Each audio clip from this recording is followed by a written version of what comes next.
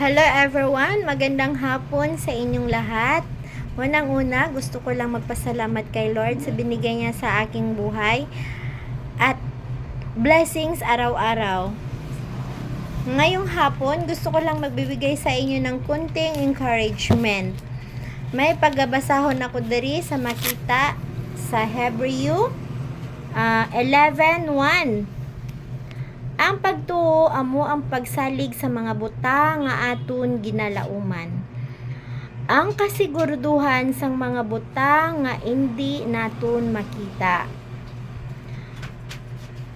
Diba kada isa sa aton may ara kita nga ginapangayo kay Lord, no, nga mga butang. Pero dapat hindi mo pa nakamit yung mga butang na yon, dapat ginalauman mo na, no.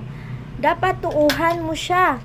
Dapat dako ang imo nga pagsalig nga makamit mo gid nga mga butang nga ang imo nga ginapangayo kay Lord.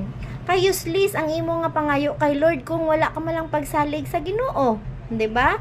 Dapat kung may ginapangayo ka sa Ginoo, tuuhan mo gid. Dapat dako gid ang imo pagsalig sa Ginoo. Kay tungod kung ginatuuhan mo nga bagay na yon, darating yan sa buhay mo. Salig lang.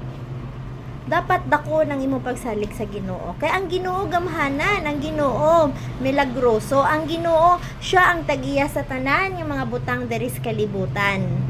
Ang Ginoo siya ang naghimo sa aton kag sa imo kag sa akon.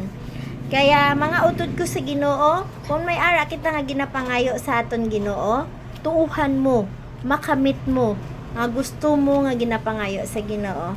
Kaya yun lang gusto ko lang ma-share sa inyo. Thank you and God bless. Ingat po kayo lagi. Bye!